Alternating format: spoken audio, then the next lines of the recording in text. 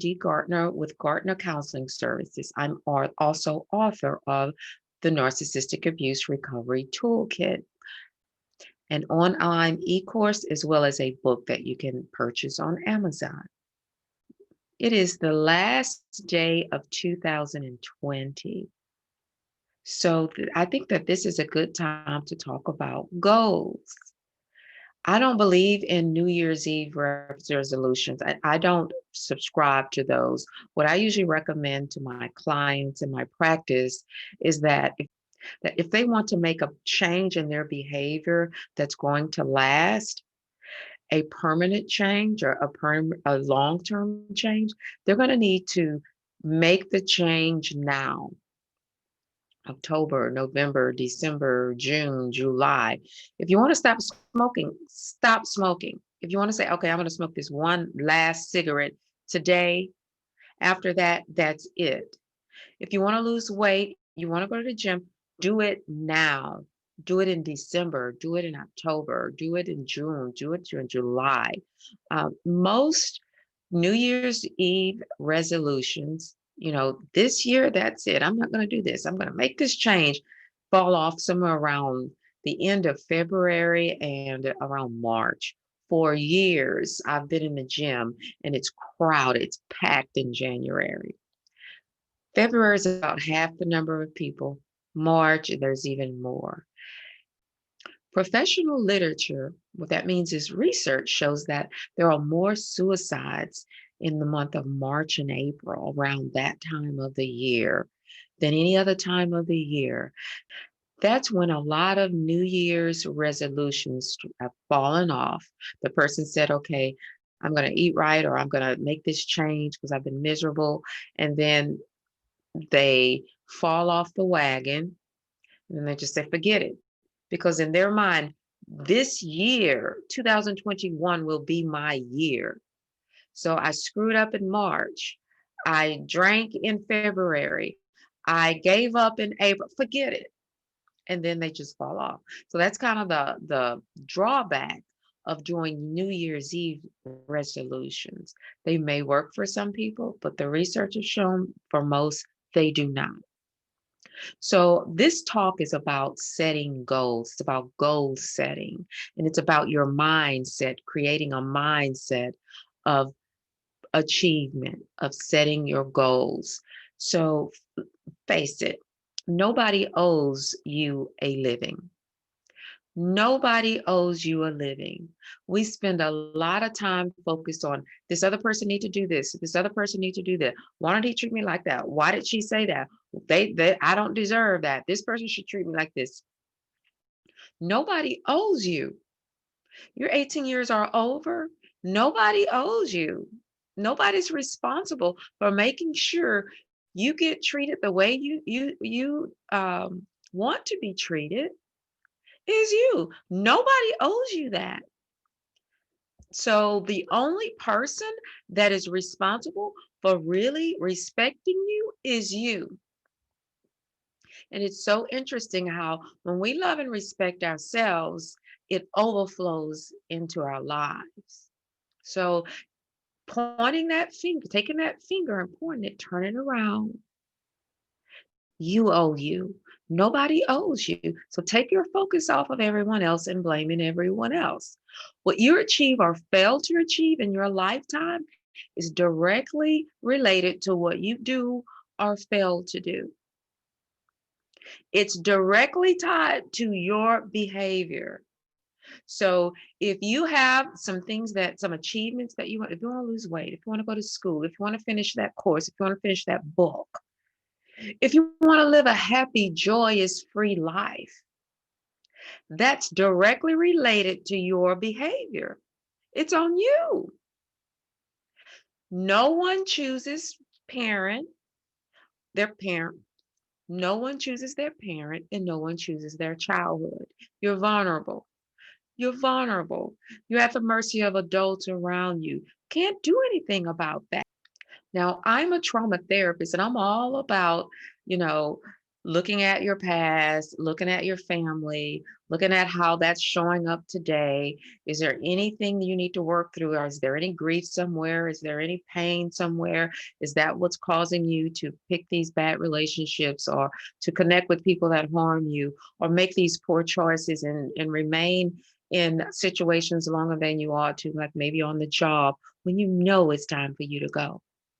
If your past is connected to that, a psychotherapist is your person, a person that focuses on what we call that psychodynamic or on your past, on the connection. So I'm all about that. However, at some point, you go to the office, you cry, and you take that and you open this container and you put it in there and you put the top on it, leave it on the shelf in that therapist's office, leave it in your room, and then you go out into the world and do what you need to do to reach your goals. So where you are is directly related to the action you've taken. You can explore things as long as you want for 10 years, for 15 years. You can explore, gain awareness, gain insight, gain understanding. But until you take action, you're not going to reach your goals. No one chooses a parent or a childhood, but you can choose your own direction and have a direction. Some people don't have goals. So think about what you have a passion for. If you cannot think about what you have, if it's like, I don't have a passion for anything, I don't really like doing anything. I like doing this, I can do this, that. I don't really have this passion, this drive for anything. Be a moving target. Do something and do it well. Give it your all. So focus on something and do it well.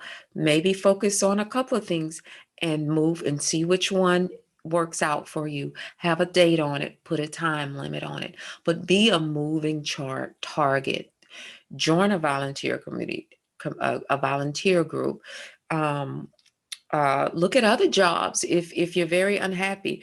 If you're unhappy in your relationship, learn about it. Learn about healthy relationships. Learn about being the best version of yourself. Learn about loving yourself, trusting yourself, respecting the other person. Learn about having boundaries. Learn about life. Learn about what it takes to reach that goal. Get a mentor. Someone that is where you would like to be, someone that has what you want. They're living the lifestyle that you want. Look at that, allow that person to be your mentor. Learn to listen, open your mind. And there's a phrase I have in one of my videos called permanent brokenness.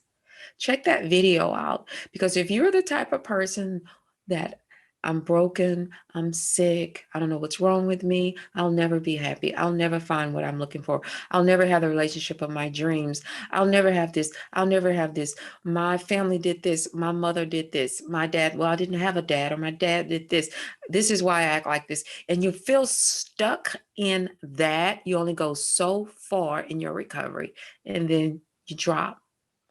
Check out that video, Permanent Brokenness.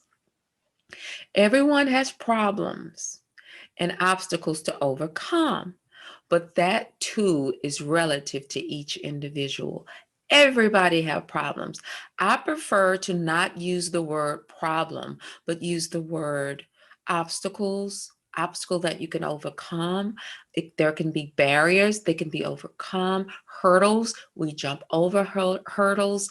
My favorite term is challenges. So if you had a bad day, you had a challenging day. If you feel like there's this insurmountable issue and you have no idea what the answer is, you have no way out, that is a challenge. There is no such, some people will say, I don't have problems. I don't have problems. They don't even use the word. I don't have problems. I have challenges. So I remember when I returned to school as a middle-aged student, I wanted to go to college. Now I stopped. I didn't even realize I left off at remedial classes at a community college. That's where I left off. And so When I realized my passion, I know that meant master's degree, private practice. That meant about a good 6 to 8 more years, perhaps over 10 years of education ahead of me, middle age. And so, because I had a passion for that, for what I do, and not doing it was not an option because this is my path, joy. This is joy. This is living a fulfilling life. This is being extremely happy with what I do. Work doesn't feel like work when we're operating in your passion, when you have a passion for what you do. So not achieving it was not on the table. And I remember a friend saying, "You've been talking about going back to school for about a year now. You're going to be, I'm going to pick a number here. You're going to be 44 with the degree or without the degree, but you're going to be 44. You choose which one." I thought, and that did it. I'd rather be 44 with the degree. So I started off, she said, "Why don't you go to university and just grab a schedule?" We didn't have the internet then. She said, "Just go to the university and grab a schedule and just look at it. That's it." So I remember driving, turning into the driveway of the university. It took about a week to do that. And I said, where's, this office? Where's the admissions and things like that? And I went and I got a little schedule. It's a booklet. And as I was walking up to the building, I remember after I got out of my car when I was walking, before I got the schedule, I saw the students walking around. I saw the people with books and backpacks, and I thought something came over me, and energy came over me. And I said, "This is it. This is it." I got the schedule and I thought, I'm working full time. I have an internship that I'm doing as well. And after work, a full more than 40 hours a week, I'm driving to the other side of town. Now, this is Houston. Driving to the other side of town in traffic was about an hour one way, which we're looking at about 30 miles for my internship. And so how could I get any school, anything else in? Single parenting, challenges. These were all challenges. Money, where's the money going to come from? I'm single parent taking care of myself. Where's money for school going to come from? These are challenges. So I had to trust God. And so I registered for one class, which is what I paid outright for one class, which was much less at a university than at a community college. Remedial classes, and I was like, remedial? Why do I have to take remedial classes? I made straight A's in school. I didn't study. I was gifted. All of a sudden, there was this big gap of college. Don't do that, by the way. Don't have this big gap of college. Go ahead and go all the way through. And now I'm in remedial reading and remedial algebra, part one and part two. I'm an excellent reader. What happened? So, challenges. So, I make a long story short, all that came to pass. At one point, I went from one class, then the next time I did 4 classes. And then I flipped from part time to full time school, part time work, trusting God, trusting my higher power, trusting that as long as I'm on my path, as long as I'm a moving target and working toward this passion, it's going to happen. And it did happen. So this is where I am today. And now I have more goals. So everyone has problems. It's relative. It's relative. Nothing is carved in stone. Absolutely nothing is carved in stone. What that means is things are always changing and evolving. Time doesn't sit still, so things are changing and evolving. If you put let's say, a wooden desk in an empty office and don't open that door, don't touch it or anything, if it's a wooden desk, it's going to start deteriorating. The wood's going to start drying out. Dust is going to form on it. Maybe some little animals are going to make their home on it. They're going to find that dust, And so time doesn't, things are always evolving. Nothing stays the same. So if there are obstacles or challenges in your life today, if you don't like where you are today, if you're not happy with what's going on in your life today and you're not feeling fulfilled, it has not come to stay, it's come to pass. Nothing is carved in stone. There are two laws of thermodynamics, is what I learned in science, which was one of my very difficult courses in college, where I had to get tutoring. Challenges. So one law of thermodynamics says that things are always working toward disorganization. We're automatically, you have a nice lawn, it's always working toward disorganization. You clean up your room, you clean up your home, you clean up your desk.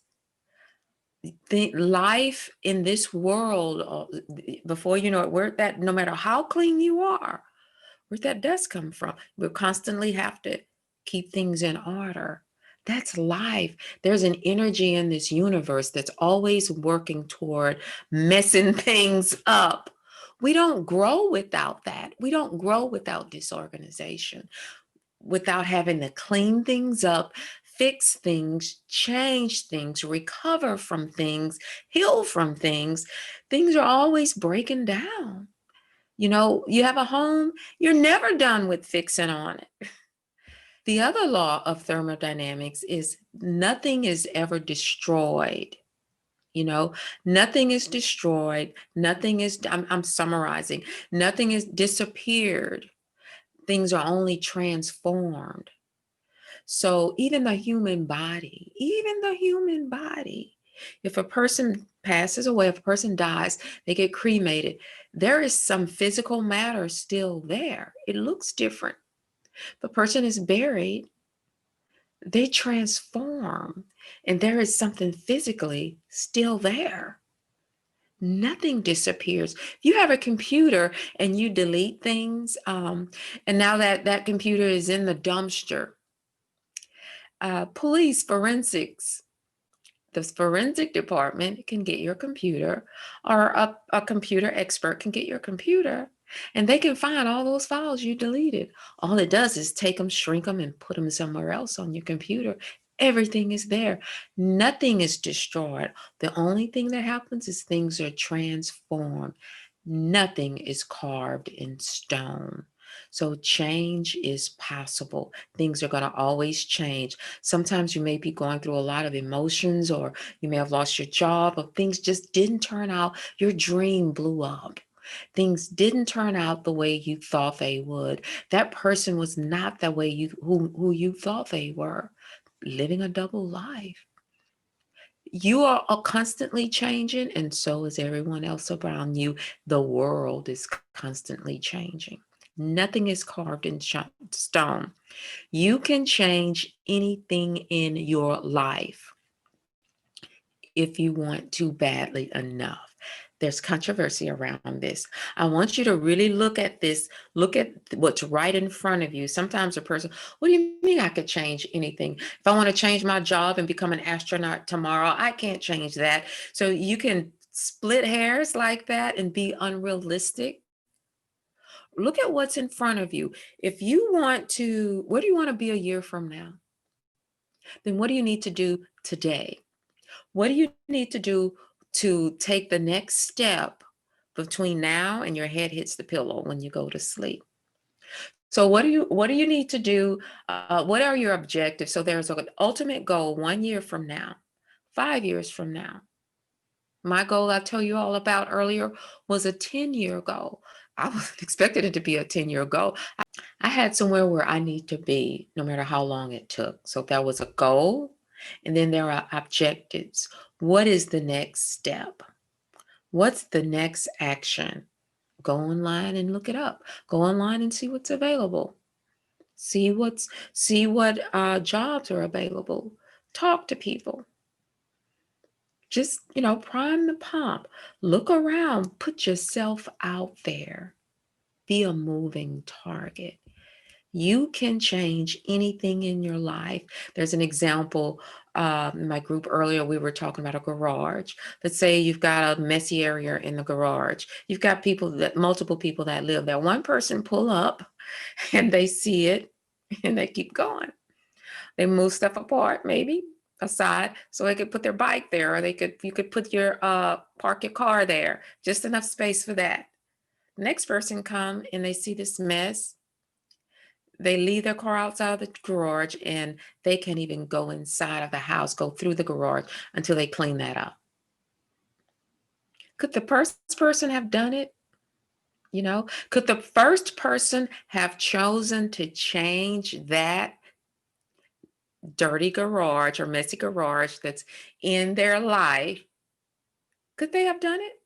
That's what I mean. If you realistically look at your unhappiness, or look at the things that are causing you pain, or look at where it is you want to go. So instead of yes, but, I say get your butt out of the way. Yes, but I don't have the money. Yes, but I don't have the time. Yes, but I have kids. Yes, but I don't have experience. Yes, but it's been like this. Yes, but I can't see myself. Yes, but I'm sick. Yes, but I'm, you know, um, so get your butt out of the way and prime your brain. Think, activate that area of your brain that says, how can I make this happen? What is my next step? You can change anything in your life. And if it's a mood, nobody can do that for you. That's inside of you. Nobody can open your head, go in there, feel a certain way. Ultimately, even that's a choice. Excuses will ensure that you will not have your desires. So, what that means is excuses. The original writer of the points that I'm making, this is actually a write up that is easy to find on the internet, and the author is unknown. And what this person said is excuses are for losers. And I kind of changed that part, and I said excuses will ensure that you will not have your desires. If you don't try, what way to fail? You could try and fail. The difference between the people that's reached their goals and the people that didn't is the people that reached their goals, they went through a lot of failures usually. Especially people, if you were talking about financial wealth, financial security, there were a ton of failures. Some multimillionaires filed bankruptcy multiple times. There were a ton of failures.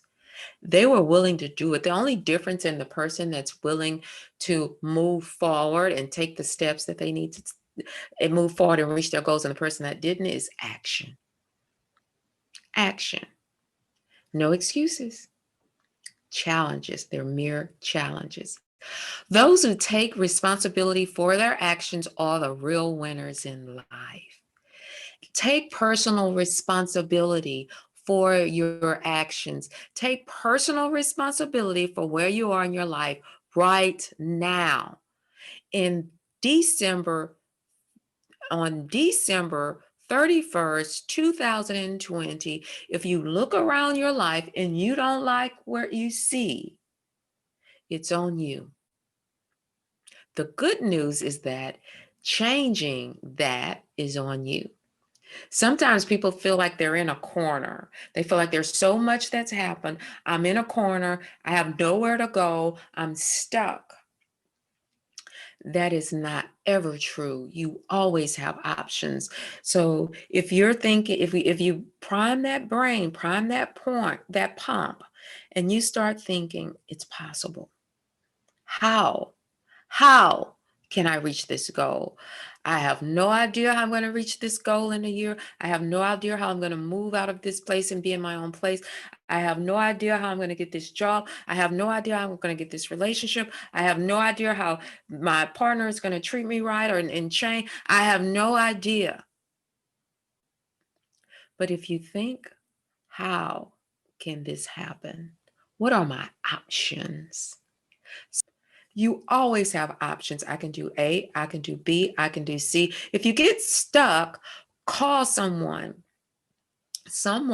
that, this is where mentoring comes in, someone that is highly motivated, that is highly supportive, and ideally that's achieved what you would like to achieve.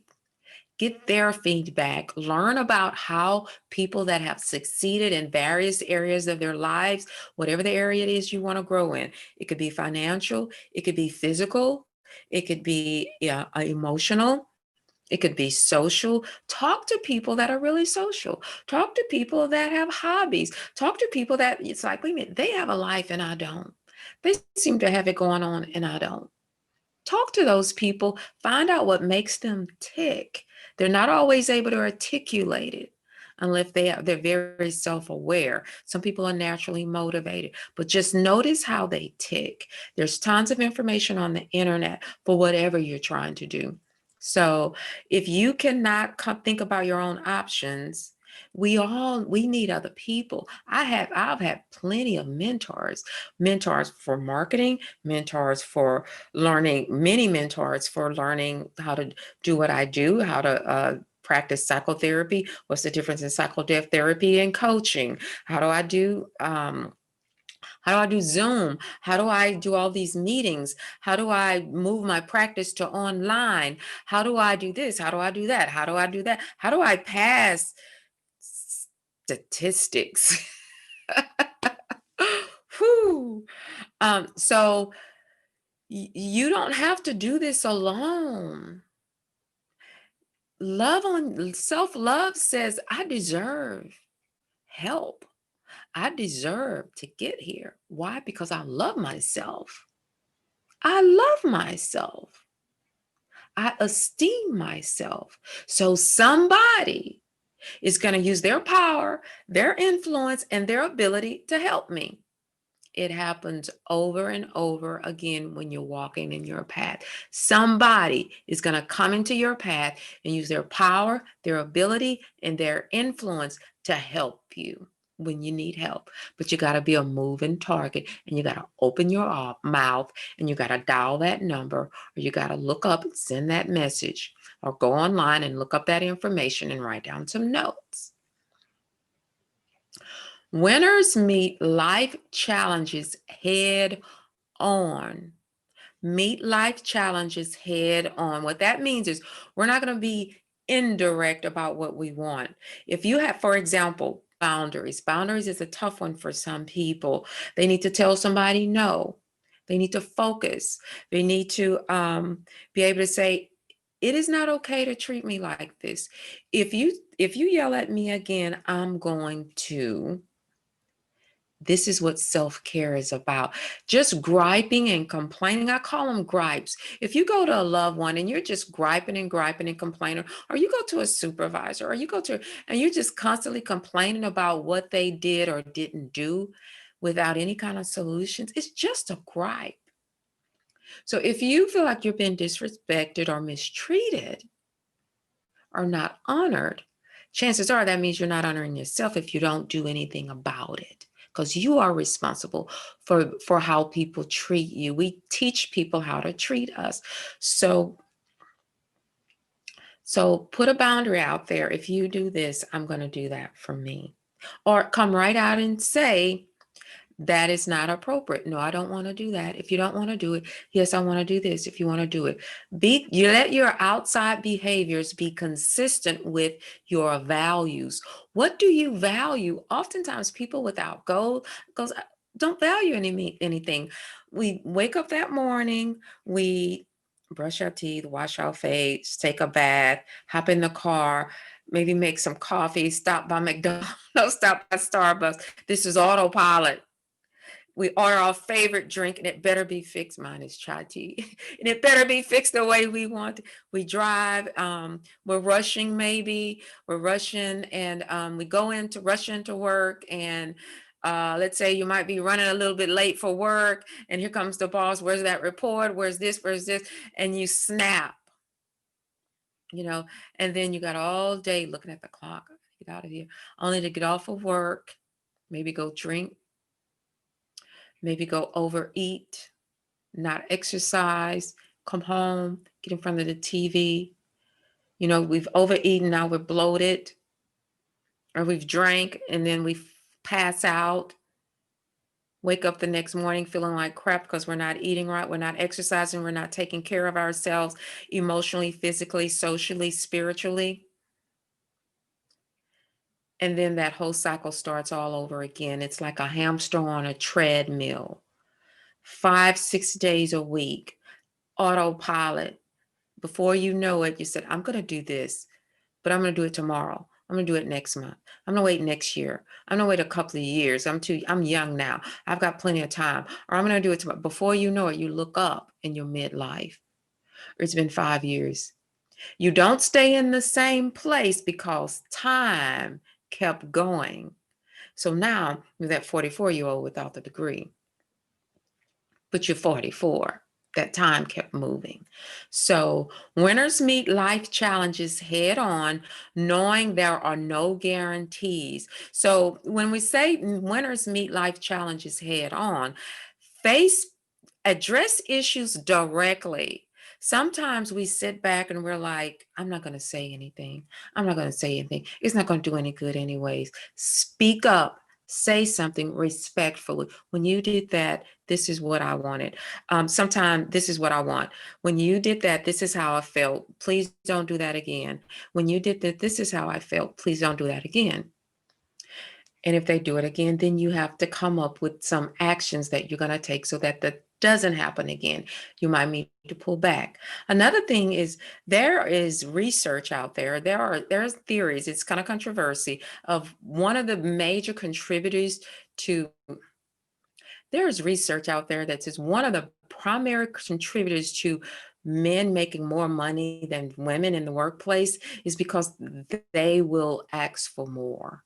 They will take risks. They will move forward. They will say, let me go after it. Men tend to be a whole lot more impulsive than women. I'm generalizing, and this is from research. So men tend to say, okay, if I could do that, I'm a problem solver. That's the masculinity in men.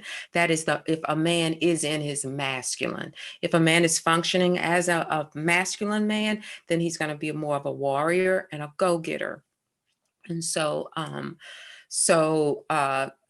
he speaks his mind, and that's why sometimes men seem the men in their masculine. A lot of younger guys these days are more in their feminine because it's the single parenting. But a guy in his masculine, they still have masculinity. He will be direct, he might be blunt, and he might hurt your feelings. And we want, why won't he listen to me? Why don't he nurture me? That's being in his masculine. So they have to learn how to be nurturing and loving and how to function in relationships. So they've got to balance the masculine part of them with the feminine part of them. We all have masculine and feminine. One is just more dominant than the other. And we all need to learn to pull whichever side we need when we need it. So winners face life head on. So don't be indirect, passive aggressive, passive, say what you mean what you say, and you don't have to always explain things to people. No, I don't want to go there because I'm not feeling it today. No, I don't want to go over here because of COVID. I'm sick, or I've been down, or I've been feeling ill, or I'm really tired. So I don't want to do it. And you don't always owe people, well, let me explain. Well, let me explain. Well, let me explain. Well, let me explain. We don't always have to do that. So winners meet life challenges head on, knowing there are no guarantees, and give it all they got. Always be your best. That's from the 4 agreements. Always do your best. When you know you've done your best, there are no regrets. Just always put forth your best effort. And then if you have to leave a job, leave a relationship, leave a certain town, or leave an area, then you know you did your best. You know you showed up on time. You know you gave it your all. So you don't have regrets. There's no such thing as a mistake. That's another thing that winners do. There's no such, I made this choice and this was the outcome. So then I'm going to make this choice. All we're doing is we're making decisions. I made this decision. Okay, now I'll make a different decision. Okay, now apparently I need to make it's not working. Don't hang in there until you have no choice and you're put out or you're fired or you're let go or that person leave when you knew you were not honoring yourself and you were not honoring your values. So, and never think it's too late or too early to begin. If you look up Colonel Sanders, he was old when he started Kentucky Fried Chicken, KFC. When he started that restaurant chain, when he decided to open a chicken store, he was old. That's why you see the white hair, Colonel Sanders. I think he was in his 60s or 70s when he started it, but he was an old guy, up in age, and then became this very successful entrepreneur. If you go on the internet, there are a lot of people that made choices when they were really, really older. It's never too late. There's a story, and it's a true story of a lady that wanted she wanted to become a doctor. She said, I want to become a doctor. I want to be able to call myself a doctor. That's my goal. Well, she was like in her 60s or maybe 70, I think. But she was old. She was at least in her 60s. I want to become a doctor and had never gone to college. Here, 80 years old, walking across the stage as a doctor. She did everything she needed. Her brain was sharp, and to have to go through everything she went to, but she got her doctoral. So it's never too late. You're never too old, because you know what? There's this fire inside of you. It's probably like a little flicker. And you know what I'm talking about. If you've got some goals and you've got some passions and you said you're going to do it and you haven't done it, you know exactly what I'm talking. It's not going to go away. That's the little nudging, something just kind of nudging at you. When I drove on that campus, that college campus, and I saw those students, my flame went, whoa, I got to do this. And I felt like I was 10 feet tall. I felt like I had gotten a shot of some drug, and I was certainly alert, when I saw that. So you're never too old. Time plays no favorites and will pass whether you act or not. Take control of your life. You don't have to be in a reaction state. I react. If they do this, I'll do this. If they do that, I'll do this. If they do this, I'll be happy. If they do this, you and you alone are responsible for your life. Nobody else is responsible. That's where we started. Take control of your life. Live your life intentionally. Live your life intentionally. In the morning, here's an example. I'm going to make a list of my goals. I'm going to list my objectives. What am I going to do? And I'm going to identify my next step. I'm going to put a date on it. I'm going to put a date on when am I going to reach this goal? When am I going to do this? And I'm going to let people know so they can hold me accountable. But be careful that when you talk about your dreams and your goals and your future, that you talk to people that are cheerleaders, people that will support you. I like what Les Brown says, leave the dream busters behind you. Do not tell the dream busters your dreams. Tell the people that are going to be cheerleaders. Oh, you could do that. If anybody could do that, you can do it. Dare to dream and take risks. I dare you to dream and take risks. Sometimes we're not used to asking for what we want. Sometimes, let's say you may have grown up in a family where everybody had very, very low expectations. Dare to dream. You may have grew up in a family where you didn't learn to ask for what you want. So you said, I don't need anything, I'm fine. I dare you to decide to go to the next level. Whatever that level is, level up. Go up a notch. Go up a notch.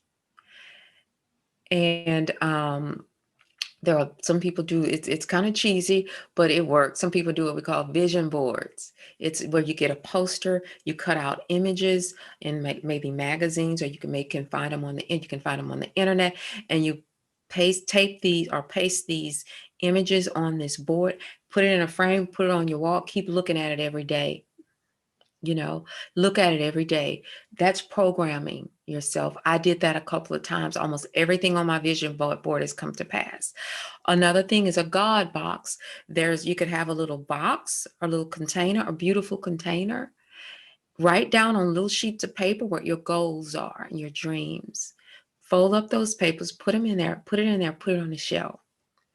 I promise you, in several years, like 5 years later, I have my God box.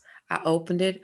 I pulled it out. I was like, oh my God. Here's what happened once. It was sitting on a shelf, and I saw one of the papers on the floor, and I picked it up, and I was like, this came out of my box. So a cat knocked it over, and I started looking at my papers, and every one of them came to pass. 5 years. I was at a retreat, and we actually created those and decorated little boxes. It works. I hear that story over and over again. That's called faith. Having faith in this whole process, and that, yes, if you have a desire, that desire is not going to just disappear. Um, Take control of your life, dare to dream and take risk. Dare to dream and take risk, and be willing to compete. Sometimes we're not comfortable competing. That's the feminine part of us that's not comfortable competing. Be willing to compete. We're in a free enterprise here in America. Life isn't fair. I read a book, Think and Grow Rich, which was one of the books I read when I was doing my reprogramming for success. Think and Grow Rich. And the first by Napoleon Hill, the first section of that book, on the first chapter, he said, life isn't fair. And I thought, this isn't a good way to start a motivational book. Life isn't fair, so accept it. That's not fair that they treated me like that. Okay, life isn't fair. Next step.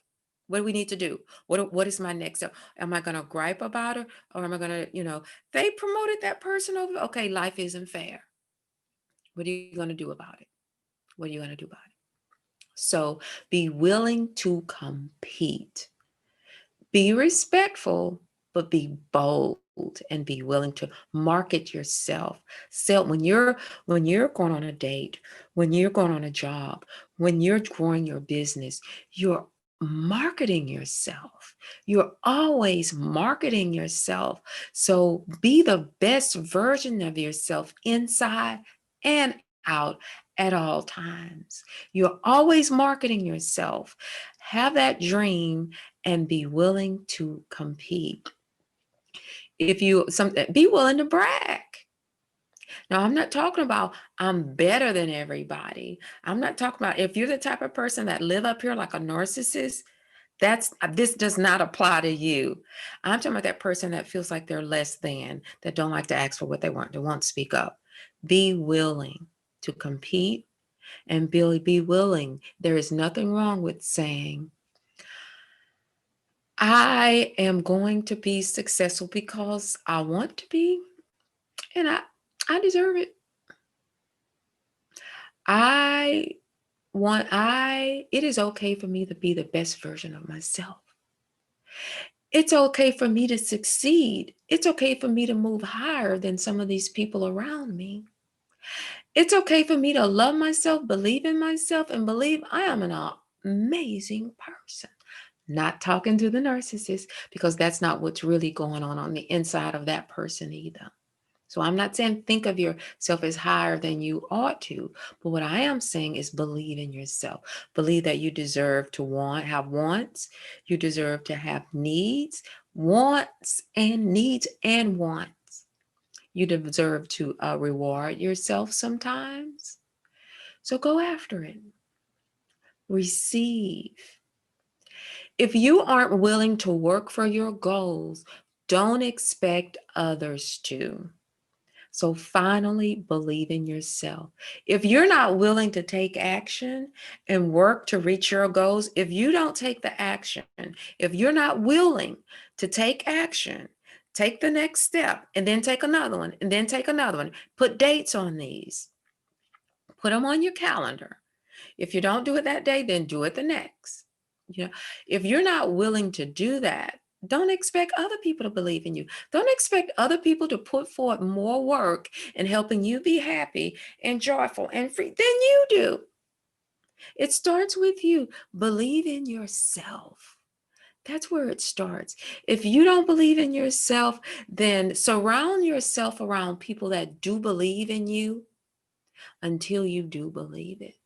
If you believe in God, allow the love of God or your higher power. There is something, either people or an organization, allow something to invest in you to help build your esteem, your self-esteem, until you believe in yourself and believe it is okay for me to want, it is okay for me to succeed, and it is okay for me to be at this next level.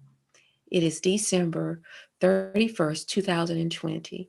December 31st, 2021, you can look in the mirror and see a different person. So live your dreams, set goals. I'm not saying set New Year's Eve resolutions. I'm saying set goals. There's a difference. And happy 2020.